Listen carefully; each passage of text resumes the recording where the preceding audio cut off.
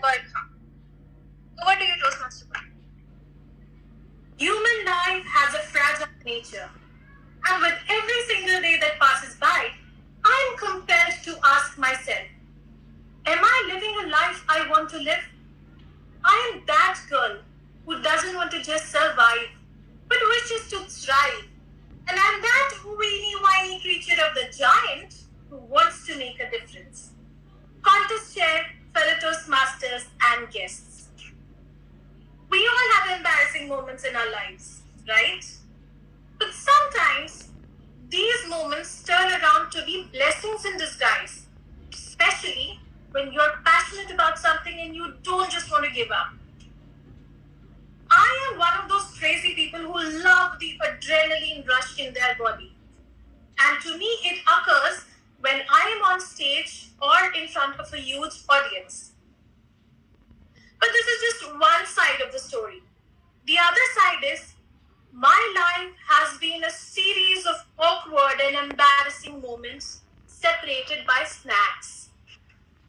I remember my first stage experience. I froze. Everyone laughed. End of story. I remember my first stage experience in a humorous speech. No one laughed. End of story. But here I am again, because I don't want to give up on my passion. And I don't want to settle to be ordinary. Because these days, even mobile phone brands never settle. So why should I? Well, series of embarrassing moments started when I was in class 3. It gave me immense delight to stand up in front of the class and read the lesson out of my book. I enjoyed reading news in front of all the students during prayer assembly. And this was not just limited to school, but even at home, I used to imitate the newsreaders on television, although I had no interest in the content of the news. As I grew, my interest started blooming day by day. Class 9th was the first time I participated in a debate competition. I was all excited and prepared. As I walked on stage, I could feel the beauty of the audience. I was shivering, but not scared.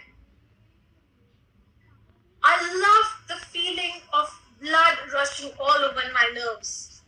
And then I started with absolute energy. For your information, I lost that competition. But then I kept on participating in debates, extemporaries, declamations, and whatnot, and kept on losing because I was not perfect, just passionate. But who likes to fail? No one. Absolutely no one. I hated every time I failed. I hated it because it took a lot of tears and tissues and drama and everyone in my family trying to make me feel better about it. But I realized that there's one thing as certain as the sun and the moon, and that is you will fail, and there's nothing you can do to stop that. It will happen. But what you do after will prepare you for where you go. I didn't just wallow in self-pity every time I failed, but I used to roll myself around it. Self-pity, self-pity, self-pity. But then, I used to get up, wipe my tears, dust myself off, and dive into life because that's what we are supposed to do as humans. The first time I ever won a debate competition was the last debate of my school days. It was class 12th, just before the final exam, so we had an inter-school debate competition in which 40 schools of Madhya Pradesh participated. I still get goosebumps when I talk about that day. Thereafter, for my love for public speaking, I started hosting national conferences, which was a little different for me because I have never hosted events. Gradually, I became comfortable, and then an opportunity smacked my way. The D-Day of my life, the happiest day in the last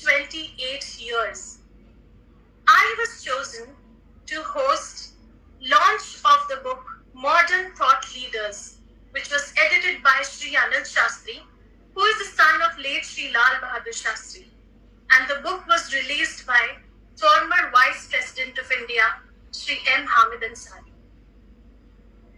I walked on stage, and as I started speaking, I could see the glittery eyes of the audience looking at me, lending their ears and smiling. That moment I realized this was not my interest. This was not my hobby. It was my passion.